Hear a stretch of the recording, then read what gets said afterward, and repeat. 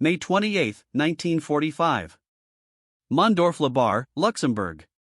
The pencil paused as General Arzt Alfred Jodl stared at the American intelligence officer across the interrogation table, his face paling as he absorbed words that shattered everything he had believed about German military intelligence. "You're telling me that Patton's entire Army group, the first United States Army group, never existed?" The American officer's subtle nod triggered what would become one of the most profound psychological collapses in modern military history. For 2 years, the Wehrmacht's top commanders had deployed hundreds of thousands of troops to defend against fabricated threats, shifted divisions to counter imaginary enemies, and maintained defensive positions against forces that existed only as rubber and canvas. The mathematical reality emerging in that interrogation room was staggering. Fewer than 3,000 Allied specialists had effectively neutralized nearly 500,000 German soldiers without firing a single bullet. What Jodl did not know, what no German commander would fully grasp until decades later, was that they had been defeated not by superior numbers or firepower, but by the most elaborate military ruse in history. An operation so audacious it involved inflatable tanks weighing just 93 pounds masquerading as 32-ton Shermans, Hollywood artists fabricating entire fictional divisions, and double agents so trusted by German intelligence that Hitler personally awarded them the Iron Cross for warnings of invasions that would never occur. The story that would emerge through post-war interrogations, declassified records, and veteran testimonies revealed a truth more devastating than any conventional defeat. The German High Command had spent the critical months of 1944 defending illusions. The foundations of this unparalleled military deception were laid on December 6, 1943, when the Allied Combined Chiefs of Staff approved Operation Bodyguard, a comprehensive plan designed to mislead German forces about the timing and location of the invasion of Northwest Europe. The scale was unprecedented, creating multiple fictional formations across Britain, simulating invasion preparations from Norway to the Mediterranean, and coordinating the largest double-agent operation ever attempted. At the center of the deception was the London Controlling Section, established in 1942 under Colonel John Bevan. Operating from offices beneath Whitehall, the small cadre of intelligence officers orchestrated a web of lies so intricate that even decades later historians struggled to distinguish truth from fiction. Their weapon was not tanks or aircraft, but information itself, carefully crafted, meticulously distributed, and devastatingly effective. The mathematics of the challenge were stark. In January 1944, German forces in Western Europe included 58 divisions, roughly 850,000 combat troops. The Allies needed to ensure these units were spread across the 3,000-mile Atlantic Wall rather than concentrated at the actual invasion site. Every German division kept away from Normandy on D-Day could save thousands of Allied lives. Yet the true genius of Operation Bodyguard lay not in its grand strategic design, but in its psychological sophistication. British intelligence had spent 3 years analyzing German military doctrine, command hierarchies, and most importantly, the personal psychology of Adolf Hitler. They understood Hitler's obsession with the Pas-de-Calais region, his belief that any rational enemy would choose the shortest crossing, and his tendency to perceive patterns that reinforced his preconceptions. They knew he trusted intelligence confirming his strategic assumptions. This psychological profile shaped every aspect of the deception. As Thaddeus Holt later wrote in The Deceivers, the operation marked the first time in military history that an entire campaign was engineered not to defeat enemy forces directly, but to conquer the enemy's mind. On January 20, 1944, at Camp Forest, Tennessee, something unprecedented began to take shape. The 23rd Headquarters Special Troops, soon to be known as the Ghost Army, assembled for training unlike anything previously attempted by any military. These were not ordinary soldiers, but carefully selected artists, engineers, and creative professionals recruited from America's leading art schools and advertising agencies.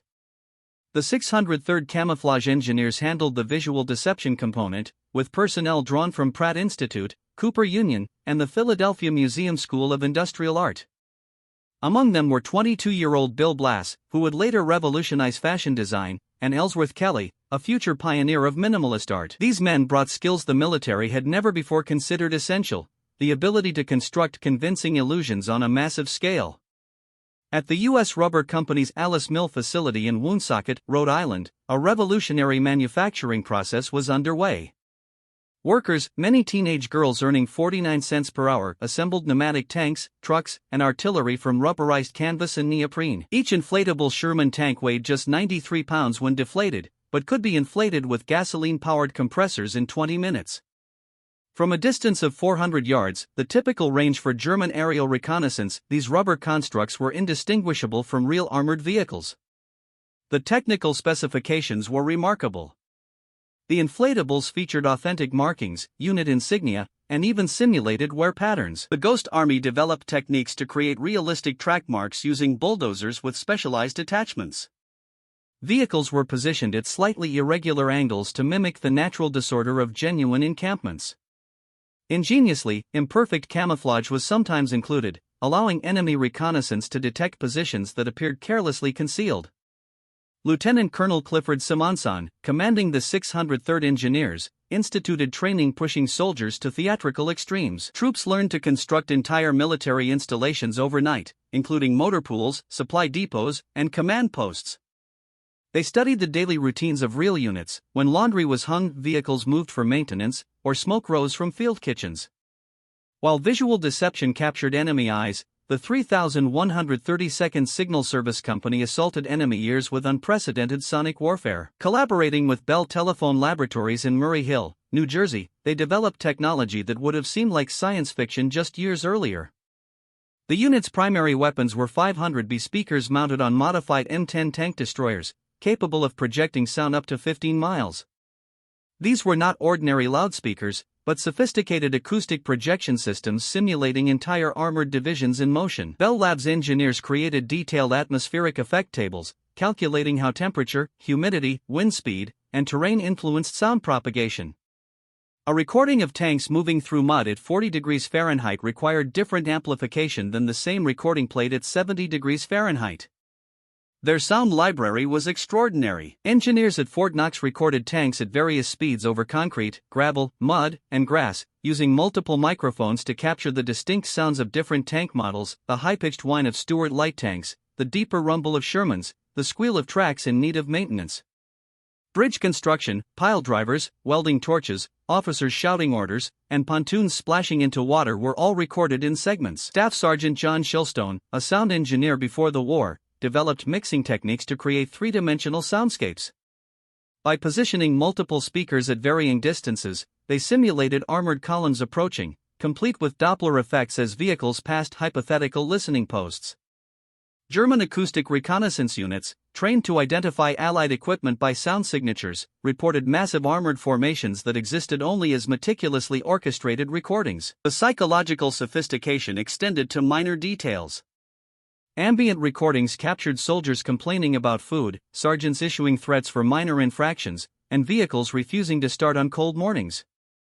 Mixed with primary effects, these sounds created an auditory illusion so convincing that local French civilians later swore they had seen the tanks they only heard.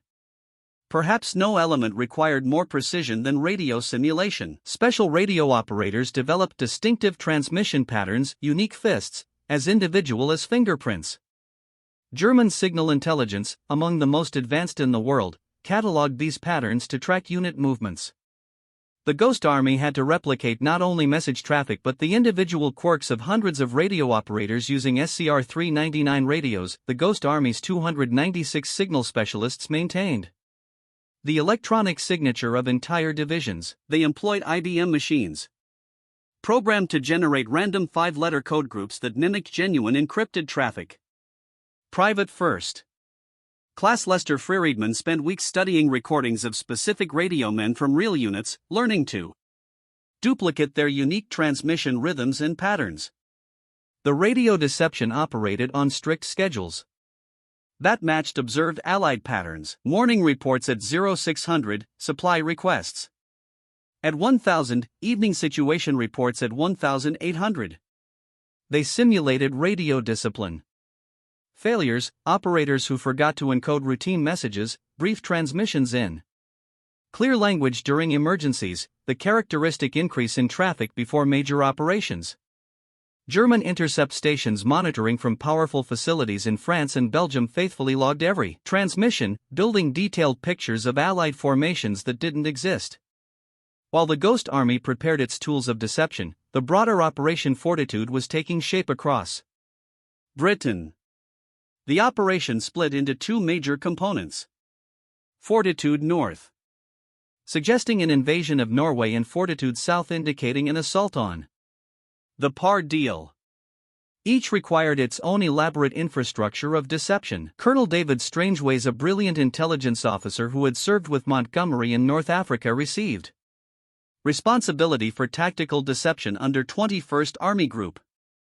On February 23, 1944, Strangeways completely rewrote the Fortitude South Plan, recognizing that physical deception alone couldn't succeed. Instead, he created a framework that relied primarily on double agents and radio traffic, with visual deception serving as confirmation rather than primary evidence. The centerpiece was the first United States Army Group FUS, commanded by General George S. Patton, a choice calculated for maximum German attention.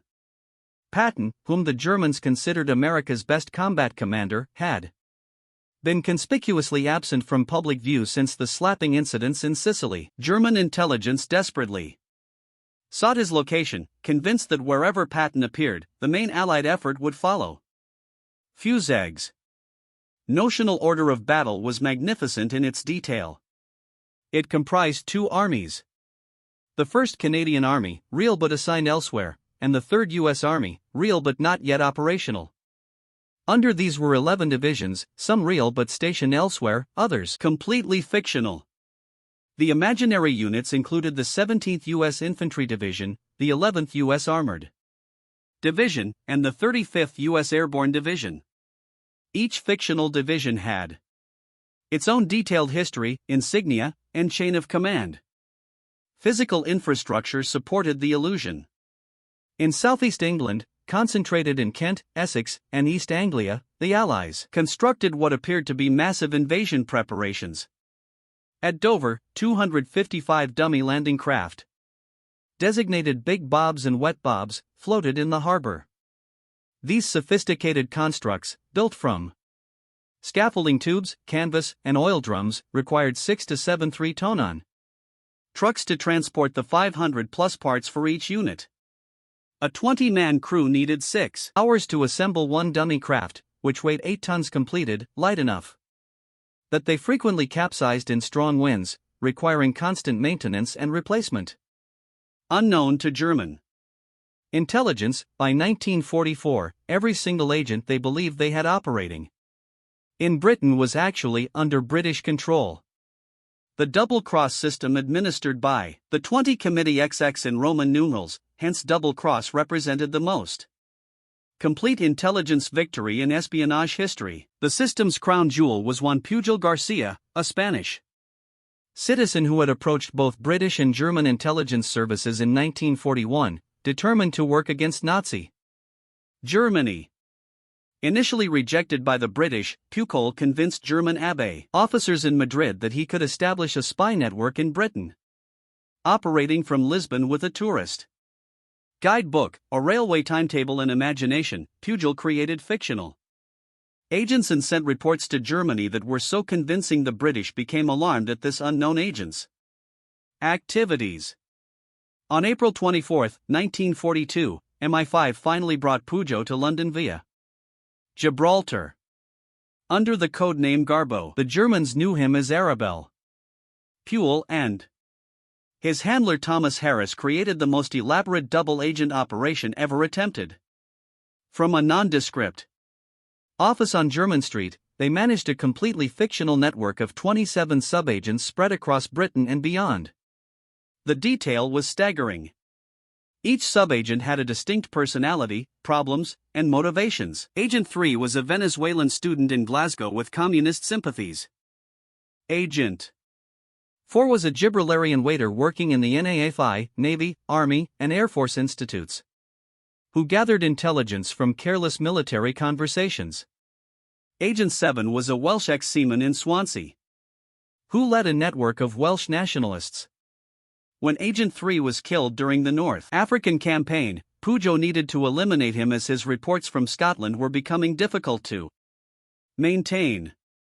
Garbo reported his death to the Germans and even placed an obituary in British newspapers. The Germans' trust in Garbo reached extraordinary levels. In July 1941, they sent him £20,000, equivalent to $1.25 million in 2023, through the Japanese embassy to fund his network.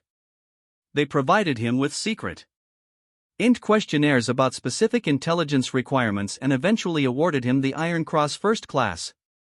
On July 29, 1944. One of the only civilians to receive this honor, the Allies developed visual deception to an art form that extended far beyond inflatable equipment. Operation Quicksilver 1 through 6 created an entire fictional military infrastructure across southeastern England. Q lighting sites simulated the illumination patterns of major military installations. At night, dimmed lights suggested blacked-out bases with imperfect light discipline. Vehicle headlights moved along predetermined routes, creating the impression of nighttime military traffic. The 46th Combat Engineers, attached to various deception operations, mastered the creation of physical evidence that would convince German reconnaissance. Using bulldozers with special track attachments, they created the distinctive marks of different vehicle types. A Sherman tank left tracks 18.75 in wide with distinctive rubber block patterns. They could reproduce these exactly. They learned that tanks turning created characteristic pivot marks in soil. That heavy vehicles compressed earth differently when fully loaded versus empty. That military vehicles leaked specific fluids creating particular stain patterns. Dummy fuel installations appeared along the due coast constructed from camouflaged sewage pipes and boards. From aerial reconnaissance altitude, these installations appeared identical to genuine fuel depots, complete with security fencing, guard posts, and vehicle tracks suggesting regular supply deliveries. The Allies even simulated accidents, a crash truck here, a collapsed camouflage net there, adding authenticity through imperfection. The Dover Castle tunnels carved into the White Cliffs housed the nerve center for radio deception. Banks of transmitters operated 24 hours daily, maintaining the electronic signature of fusag. Operators worked in shifts, maintaining consistent patterns that German direction-finding stations could track. They positioned transmitters at locations corresponding to fictional unit headquarters, ensuring that German radio intelligence would place invented divisions exactly where visual reconnaissance confirmed them. The German intelligence apparatus, despite its reputation for efficiency, suffered from fundamental structural flaws that made it vulnerable to Allied deception. Of Germany's military intelligence service employed 21,000 officials by 1941. Yet internal rivalries with the Sicherheitsdienst SD, the SS intelligence service, created dysfunction that the Allies exploited. Admiral Wilhelm Canaris, head of the ABV, until February 1944, was himself of questionable loyalty to the Nazi regime. His organization had been penetrated not just by Allied agents, but by internal resistance members. Colonel Hans Oster, Canaris's deputy, actively worked against Nazi interests. When Canaris was arrested following the July 20, 1944 assassination attempt on Hitler, the Abwehr was absorbed into the Reich Security Main Office under Walter Schellenberg, creating further chaos in German intelligence gathering. At Fürwest, Foreign Armies West, the Wehrmacht department responsible for evaluating Allied strength, Colonel Alexis von Roa commanded a small staff tasked with an impossible mission. Rowena, a devout Christian and member of the Confessing Church, opposed the Nazi regime while serving in one of its most sensitive positions. His intelligence estimates consistently inflated Allied strength, not from incompetence, but as deliberate sabotage. When Rouen received reports about fusag from multiple sources, Garbeau's network, aerial reconnaissance, radio intercepts, he validated and amplified them. His May 1944 estimate placed 89 Allied divisions in Britain when only 45 actually existed. He reported the U.S. 8th Army Corps as combat ready in Folkestone when it wouldn't be operational until June 15. These inflated reports stamped with FMD Hearst's authority went directly to Hitler and the German High Command. German signals intelligence, despite sophisticated equipment and well-trained operators, fell victim to their own assumptions. They intercepted genuine communications from real units that the Allies intentionally associated with FUSAC. The British 3rd Infantry Division, for instance, was real and stationed in Scotland, but German intelligence placed it under FUS command based on fabricated radio traffic. This mixing of real and fictional elements made the deception nearly impossible to unravel. Beyond Garbo, the double-cross system operated a symphony of double agents, each contributing to the grand deception. Duško Popov, C-named Tricycle, was a Serbian playboy who convinced the Germans he moved in high society circles where military secrets flowed freely with champagne. His reports to the ABV, actually written by M15, included a complex mix of true but harmless information, outdated intelligence, and crucial lies about Allied intentions. Roman Chernowski, a Polish Air Force officer C-named Brutus, had operated a resistance network in France before his capture. Turned by the Germans, or so they believed, he was escaped to Britain, where he radioed intelligence to Paris. His military background gave his reports special credibility when describing FUS preparations. On May 31, 1944, just days before D-Day, Brutus reported that FUSAC remained in southeast England awaiting orders for the main invasion. Wolf Schmidt, C-named Tate, held the distinction of being the longest-running double-cross agent. Parachuted into England in September 1940. He was captured within hours and turned. For nearly 5 years until May 2, 1945, Tate transmitted intelligence to Hamburg. The Germans trusted him so completely they never suspected that his reports about V1 and V2 impact sites deliberately misplaced caused them to adjust their targeting away from central London. The coordination required was staggering. Each agent's reports had to align without being suspiciously identical. They needed to reflect their supposed access levels. Garbo's network might report troop movements, while Brutus could describe command decisions. Timing was critical. Agents had to report discoveries in logical sequences that matched German expectations about intelligence gathering. As June 1944 approached, the deception operation reached crescendo. Every element had to work in perfect harmony to maintain German belief in the Pas-de-Calais invasion until Allied forces were firmly established in Normandy. The stakes couldn't be higher. If German Panzer reserves moved to Normandy in the first 48 hours, the invasion might fail. On May 29, 1944, Garbo began transmitting a series of urgent messages. His Agent 4 in Southampton reported massive troop concentrations.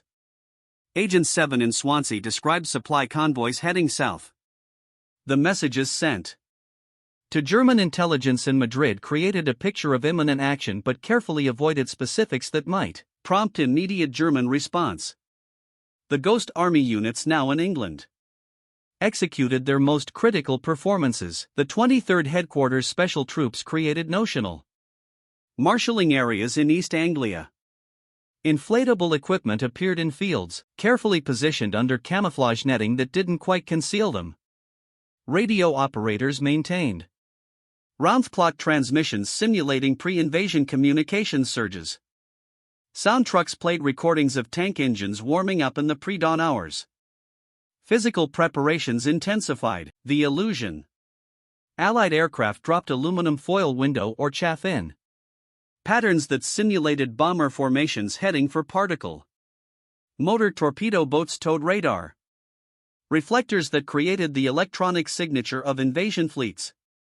Operation Taxable and Operation Glimmer executed on the night of June 5 to 6 created two fictional naval forces approaching Cap d'Antifer and Patical. German reconnaissance severely limited by Allied air superiority managed only fleeting glimpses of these preparations. Luftwaffe pilots flying at 33,000 feet to avoid anti-aircraft fire photographed what appeared to be massive troop concentrations in southeast England. Photo interpreters at Luftwaffe headquarters counted hundreds of tanks, thousands of vehicles, and extensive Landing craft assemblies, nearly all fake. At 0135 hours on June 6, 1944. As Allied paratroopers descended on Normandy, German intelligence still believed the main invasion force remained in southeast England. Field Marshal Gerd von Reunet, Commander-in-Chief West, received the first reports of Allied landings with skepticism. This had to be the diversion Führer Hauptquartier had predicted. The real invasion would come at particle. The German response reflected this conviction. The 12th SS Panzer Division, Hitlerjugend, and Panzer Division, 500 tanks and 40,000 men, received orders to move toward Normandy. Then had those orders countermanded based on fears about particle. Hitler, who personally controlled panzer reserves, refused to release them, convinced that Normandy was a feint. At 0300 hours on June 6, Garbeau began transmitting his most crucial message. Having discovered the Normandy landings from his agents, he reported them to Madrid. Accurate information, but timed to arrive after the landings were underway. Too late for German response, but perfect for establishing credibility. Then came the masterpiece. Garbeau reported that his Agent 3 had identified fuss forces preparing to embark, that Normandy was indeed a diversion, that the real invasion would target Particle once German reserves committed to Normandy. German intelligence treated Guerra's message as confirmation of their existing beliefs. The 15th Army's war diary recorded, "It is clear that the enemy is trying to draw our reserves to Normandy to facilitate their main assault." Elsewhere, General Hans von Selmouth, commanding 15th Army, kept his 18 divisions, approximately 200,000 combat troops, locked in position around Paradakal. The deception held with remarkable tenacity. On June 9, 3 days after D-Day, German intelligence still assessed Normandy as a diversion. Ultra intercepts revealed Hitler stating on June 11 that he expected the main invasion imminently. Not until late July, 7 weeks after D-Day, did German command finally accept that Normandy was the only invasion, and by then Allied forces had broken out of the beachhead. Following D-Day, the Ghost Army crossed the Channel to continue their deception operations in continental Europe. Their mission evolved from strategic deception to tactical battlefield trickery, but the principles remained identical. Make the enemy see what wasn't there and miss what was. Operation Elephant, conducted from July 1 to 4, 1944 near Normandy, saw the Ghost Army simulate the 2nd Armored Division's presence, while the real unit moved into position for Operation Cobra. Using just 600 men, they created the impression of 15,000 troops and hundreds of vehicles. German artillery, deceived by the fabricated positions, wasted thousands of shells on inflatable equipment and empty foxholes. The sophistication of battlefield deception grew with experience. During Operation Brittany in August 1944, the Ghost Army simulated Task Force A, suggesting an attack on Brest from the wrong direction. They broadcast radio traffic in clear language accidentally, revealing false attack times. Sound trucks played recordings of bridge construction at fake crossing points. German defenders reacting to these illusions weakened their actual defensive positions. Operation Brest from August 20 to 27, 1944, demonstrated the unit's evolution. Task Force Mason, portrayed by Ghost Army units, created such a convincing presence that German intelligence reported an entire armored division where only a few dozen specialists operated. German prisoners later reported that their commanders had positioned reserves based on these fabricated threats. The Ghost Army's techniques constantly evolved. They learned that German observers expected certain patterns. Tanks that never moved were suspicious, so they repositioned inflatables nightly. They created heat signatures under fake vehicles using oil drums filled with burning materials, fooling German infrared detection.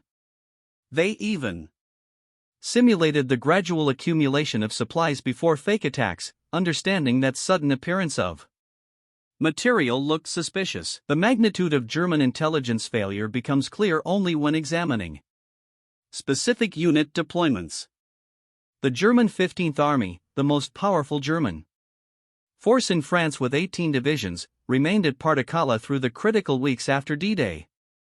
These units included elite formations. The 1st SS Panzer Division, Leibstandarte Adolf Hitler, the 2nd SS Panzer Division, Das Reich, and the 116th Panzer Division, Weinhund. Each division represented approximately 15,000 men with hundreds of tanks, artillery pieces, and support vehicles.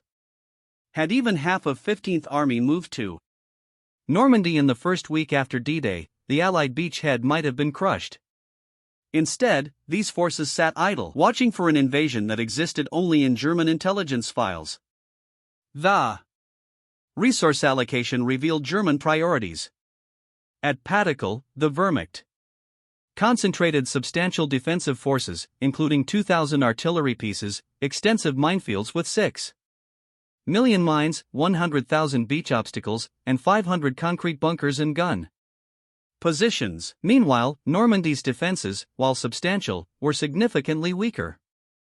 The German 7th Army defending the actual invasion beaches comprised only 8 divisions, roughly 120,000 men with limited armor support. The disparity in force concentration directly resulted from German belief in Fusag's threat. German naval and air forces similarly misallocated resources. The Kriegsmarine positioned its few remaining surface vessels and U-boat to intercept invasion fleets heading for Pas-de-Calais. The Luftwaffe, already severely weakened, concentrated its fighter coverage over the wrong coastal sectors. Reconnaissance flights that might have discovered the deception were instead directed to monitor fabricated army positions. Beyond statistics and deployments, the deception's human dimension emerges through individual accounts. General Lytton and Hans Spittel, RML's chief of staff, later testified about the psychological pressure of defending against enemies that seemed everywhere and nowhere. Staff officers worked 18-hour days analyzing intelligence about Allied forces that didn't exist, developing counter-strategies for invasions that would never come. Major Hans von Luck, commanding a Panzer battalion in 21st Panzer Division, described the frustration of receiving contradictory orders as German command tried responding to both real and imaginary threats. His unit received 4 different movement orders on D-Day alone, consuming precious fuel and time moving between positions based on false intelligence about Allied intentions. German soldiers manning the Atlantic Wall experienced psychological warfares. Full-weight Private Klaus Fischer, stationed near Kalala, wrote to his family about seeing ghost ships on the horizon that disappeared when observed closely, actually Allied deception operations using radar reflectors. The constant false alarms, the anticipation of invasions that never came, eroded morale and readiness. The impact extended to German civilians. French resistance members reported that German forces requisitioned supplies and fortified positions based on fabricated threats, creating hardship for local populations. In one instance near Dover, German long-range artillery expended precious ammunition bombarding dummy installations while real Allied preparations proceeded unmolested elsewhere. The first cracks in German understanding appeared through prisoner interrogations. Captain Wilhelm Detmer, captured in Normandy on June 18, 1944, expressed confusion about why Fusag hadn't attacked. Under questioning, he revealed German intelligence believed at least 25 divisions remained in southeast England. His interrogators, maintaining operational security, neither confirmed nor denied his beliefs. As Allied forces advanced through France, captured German intelligence documents revealed the depth of deception. Maps found at 15th Army headquarters showed detailed positions of fuss units, everyone fictional. Intelligence summaries described notional division movements with precision that would have been admirable if the units had existed. The psychological impact on German officers who discovered the deception was devastating. Colonel Otto Hoffmann, a senior intelligence officer captured in August 1944, initially refused to believe that Fusag was fictional. When shown evidence, including aerial photographs of inflatable equipment, he reportedly said, "Then we are not just defeated, we are fools." The full scope became clear only during post-war interrogations at Mondorf-Leben, Luxembourg, where senior German officers were held. American intelligence officers conducted systematic debriefings. General Wilhelm Kittel, chief of the Armed Forces High Command, admitted on July 23, 1945 that German intelligence had completely failed to detect the deception. "We believed what we wanted to believe," he stated, "and the enemy showed us exactly what we expected to see." The Ghost Army's roster reads like a preview of post-war American cultural achievement. Bill Blass, who had painted inflatable equipment, became one of fashion's most influential designers, revolutionizing American couture. His ability to create illusion with fabric perhaps originated in creating military deceptions with canvas and rubber. Ellsworth Kelly, who served as a camouflage artist, pioneered hard-edge painting and minimalism. His famous works, characterized by bold geometric shapes and pure colors, reflected techniques developed hiding military equipment. The camouflage work was about making something visible disappear. He later said, "My art became about making nothing visible appear as something." Art Kane, later famous for photographing jazz musicians for Esquire's A Great Day in Harlem, served in the 6003rd Engineers. His understanding of visual composition, of how eye movements could be directed and misdirected, originated in creating military installations that existed only as illusions. Arthur Singer Jr., who painted camouflage, later created the celebrated Birds of North America stamp series. His attention to detail honed by making rubber equipment look real. These artists brought unique skills to warfare. They understood that deception wasn't about perfect replication, but about meeting expectations. A tank didn't need to be perfect. It needed to look like what a German photo interpreter expected to see from 30,000 foot. This principle, that perception matters more than reality, would influence their post-war careers. The logistics of sustaining Operation Fortitude through summer 1944 required unprecedented coordination. Every element, visual, sonic, and electronic, had to remain synchronized across thousands of square miles and dozens of fictional units. The London Controlling Section maintained master charts tracking the supposed location, strength, and activity of every fictional division. Consider the complexity. FUSAG included 11 imaginary or displaced divisions. Each division was theoretically composed of 15,000 men, 2,000 vehicles, and hundreds of support units. Ghost Army teams had to maintain realistic signatures for all these constructs, generating radio traffic suggesting supply requests, medical evacuations, disciplinary actions, and routine administration. They created patterns of life that German intelligence could observe and believe. Weather posed constant challenges. Rain turned inflatable equipment into collapse hazards, water pooling in folds and adding weight until structures failed. Wind gusts exceeding 30 miles per hour could destroy entire simulated motor pools. Ghost Army units developed rapid response teams capable of repairing or replacing damaged equipment before dawn reconnaissance flights.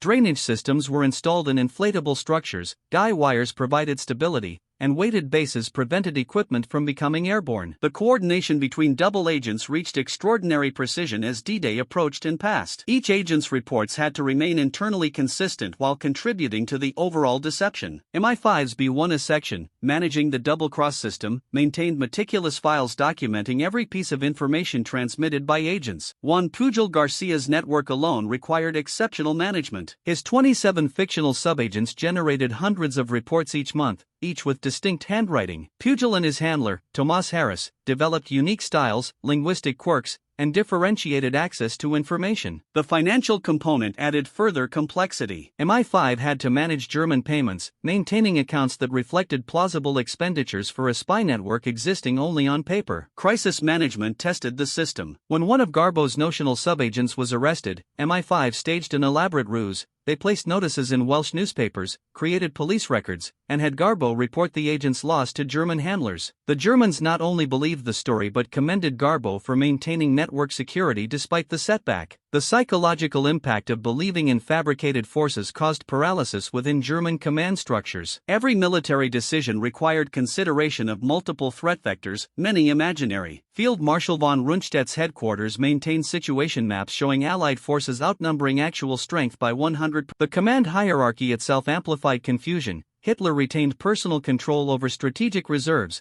particularly panzer divisions. Requests for redeployment traveled from field commanders through Army Group HQ to OKW, the Armed Forces High Command, and then to Hitler personally. At each level, staff officers evaluated threats based on intelligence about forces that did not exist, creating delays and further confusion. General Friedrich Dahlmann, commanding the 7th Army in Normandy, exemplified the pressure. Responsible for defending the actual invasion beaches while German intelligence insisted the main threat lay elsewhere, Dahlmann faced impossible choices. His requests for reinforcements were denied based on Fusag's imaginary threat. On June 28, 1944, Dahlmann officially died from a heart attack, though many historians suspect suicide due to the overwhelming situation. Even as Germany collapsed, deception operations continued. Operation Via, conducted March 18 to 24, 1945, was the Ghost Army's most ambitious tactical ruse. With just 600 men, they simulated the 30th and 79th Infantry Divisions, 40,000 troops, at the Rhine River crossing near Dusseldorf. The operation's sophistication reflected nearly a year of experience in deception warfare. Sound trucks played recordings of bridge construction while real crossing preparations occurred miles away. Inflatable vehicles appeared in staging areas,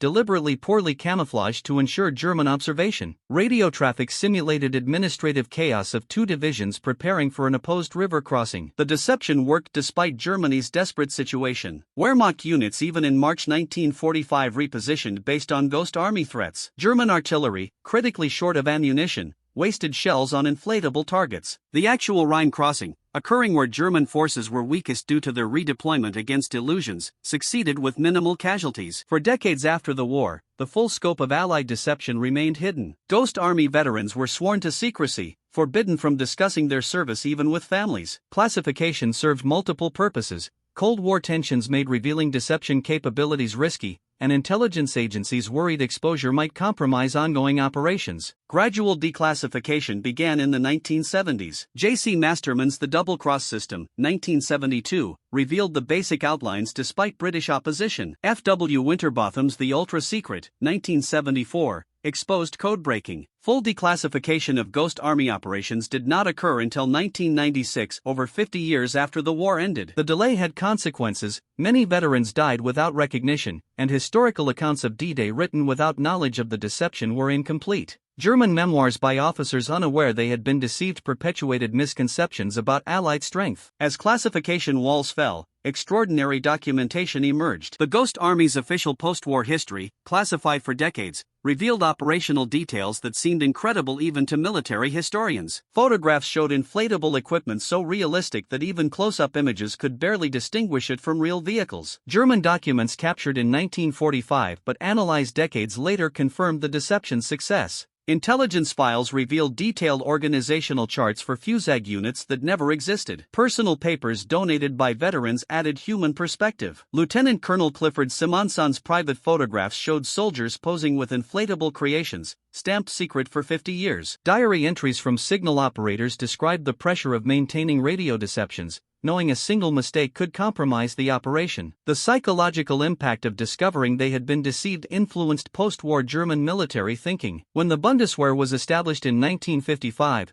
its training doctrine emphasized intelligence verification and multiple source confirmation, direct responses to the World War II intelligence catastrophe. German military historians given access to Allied deception documents underwent painful reassessments. Battles previously attributed to tactical failures were revealed as deception successes. Commanders once dismissed as incompetent were rehabilitated. They had made logical decisions based on false intelligence. General Heinz Guderian, revising his memoirs after learning about Allied deception, wrote, We were not defeated by material superiority. We were defeated by enemies who existed only in our minds, while the real enemy struck where we were weakest. This is a humiliation greater than simple military defeat. The Ghost Army's legacy extended beyond strategy. Veterans rarely discussed wartime service until declassification. In their 70s and 80s, they shared stories that seemed almost fictional. Reunions in the 1990s brought together aging artists who had executed history's most creative military secret. The 2013 documentary The Ghost Army brought public recognition.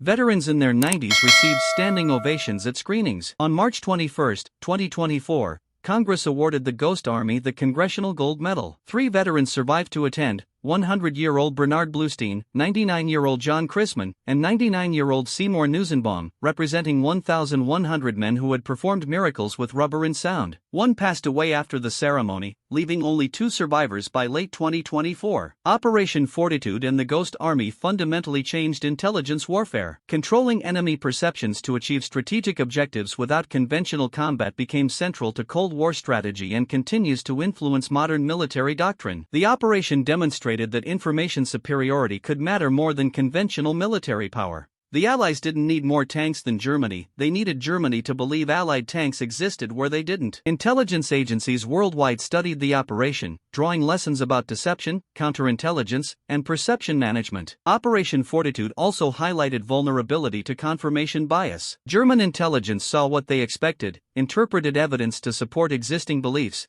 and dismissed contradictory information. These psychological weaknesses remain relevant to modern intelligence challenges. The statistics are staggering. The Ghost Army's 1,100 men effectively misdirected massive German forces at Pas-de-Calais. Across all deception operations, fewer than 3,000 Allied personnel misled 400,000 to 500,000 German troops. This ratio exceeded any conventional military achievement. The operation was also extraordinarily cost-effective. It cost less than a squadron of heavy bombers but produced strategic effects surpassing massive bombing campaigns. Every dollar spent on inflatables and double-agent operations returned hundreds in wasted German resources. Time amplified the advantage. German forces remained at Pas-de-Calais for 7 weeks after D-Day, 49 days in which these elite units might have contained or destroyed the Normandy beachhead. Each day of delay allowed Allied forces to land more divisions, accumulate supplies, and prepare breakout operations. Technologies developed for deception found unexpected civilian applications. Inflatable structures influenced emergency shelters and temporary architecture. Acoustic projection advanced outdoor sound systems and modern concert engineering,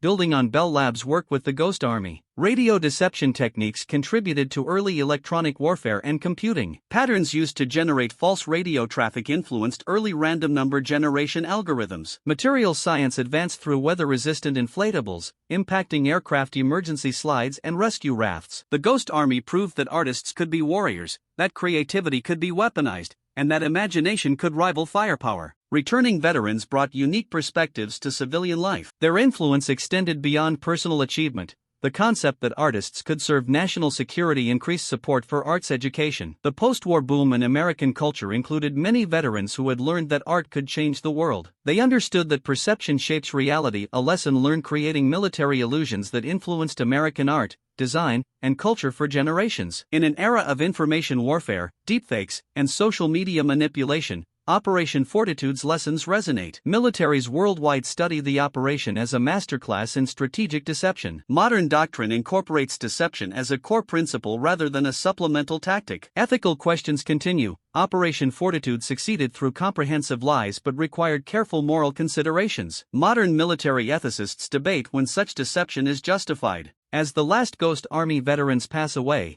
their legacy demands recognition. These men, average age 21 in 1944, achieved what military theorists considered impossible: winning battles without fighting them, defeating enemies through imagination rather than destruction. Their victory was bloodless but decisive. German forces waited for invasions that never came because young American artists made them believe they would. The Ghost Army demonstrated that creativity, imagination, and artistic vision could rival conventional weapons. German commanders defending against fabricated armies in summer 1944 were not fools, they were highly trained, combat-experienced officers supported by sophisticated intelligence. Yet they were deceived by rubber tanks, recorded sounds, and fictitious radio transmissions. Today, as digital phantoms replace inflatables, social media campaigns substitute for double agents, and cyber operations create virtual deceptions exceeding the Ghost Army's achievements, Operation Fortitude's lessons remain critical. Technology has changed, but the principle persists. In warfare, what the enemy believes can shape outcomes more than objective reality. The young artists who inflated rubber tanks in 1944 demonstrated that future wars might be won not on battlefields, but in minds, not through destruction, but deception, not by generals, but by artists. The Germans never realized the Allies used a phantom army until it was too late, suffering both strategic defeat and psychological devastation. The Ghost Army's strangest victory was conquering an enemy by making them defeat themselves, proving imagination could win wars. The echo of their achievement endures. In information warfare, the most powerful army may be the one that exists only in the enemy's mind.